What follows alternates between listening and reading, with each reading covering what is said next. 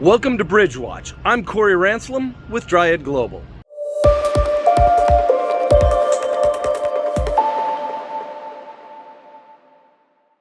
This week on the blog, we are going to discuss third-party cybersecurity vulnerabilities. We hear about these in the maritime industry all the time. One of the biggest was Maersk. Maersk was attacked not through their own vulnerabilities, but through the vulnerability of a third-party provider. So we need to take a look at how in the maritime industry, whether we're shipboard or shoreside, how we can take a look at those vulnerabilities and some simple steps that we recommend to you that you can do as a company to help recognize those vulnerabilities and also put plans in place to mitigate those. We see vulnerabilities from third-party providers can come in a number of different ways. They can come through cloud hosting if you have software that's hosted in the cloud. They can come from OT devices that you may have connected into your network that may not be behind a firewall or may be insecure or have some sort of outside data access portal. We also see it through VoIP phone providers. So phones are no longer a twisted copper pair globally. Most phone systems now rest on the internet, and that backbone is typically managed outside of your organization, and there could be vulnerabilities within that as well. One of the most interesting vulnerabilities that I heard of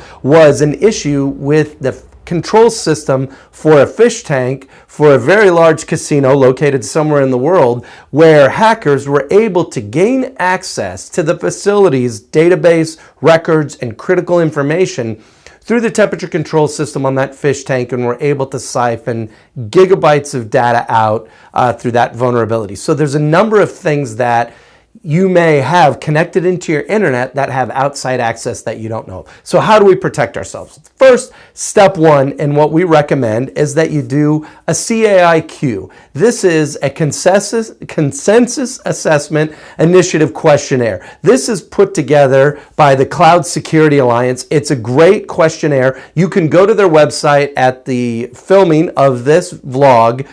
Version number 4 was the active version. This is an assessment that you can do internally where it takes a look at all the different potential vulnerabilities that you may have.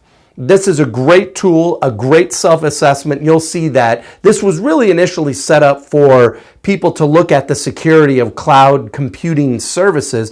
But now there's a lot of organizations, and I've actually seen this in the maritime industry, where organizations have required their third-party suppliers to also complete this. So it's not a bad assessment for you to take a look at internally. This is really step one for you to go through and do this internal assessment. The second step that we recommend is to bring in an outside third-party cybersecurity company, not an IT company, not the IT company that you work with, not some internal IT people at your company, but an actual outside third-party cybersecurity provider. Have them come in and do a vulnerability assessment of your internal networks. This is a great way, and most likely fairly cost-effective way, for you to have an idea of where your actual vulnerabilities are in your IT and OT network systems inside your facility. You can also do this shipboard. Very easy to do these assessments, and they shouldn't really cost a lot of money. Once you do the CAIQ and you do that internal vulnerability assessment, the third piece is to take that data information and build a plan internally for how you're going to deal with those critical high vulnerabilities in the short term, and then put a plan in place over the long term and the budget to support that, of how you want to protect your networks. Protecting your internal networks, whether again you're shipboard or shoreside, and the connectivity to all the different devices on your network is extremely important. I've seen in a number of cases in the maritime industry alone where people have not done some very simple steps to help protect their networks, and when there was an attack on the network, it costs 10 or sometimes 20 times what it initially would have cost to put protections in place. So it's just some of our recommendations. We are a maritime cybersecurity company here at Dryad Global. So if there's questions that you have on the CAIQ or the vulnerability assessment or any of the plans, don't hesitate to reach out to us here at Dryad Global. Hey, thanks for joining us on our weekly vlog today. We really appreciate all of our viewers. Make sure you connect to us through our social media detailed in the comments section below. Also, make sure you sign up on our website. We have a ton of free content when it comes to maritime security, threat assessments, and risk intelligence.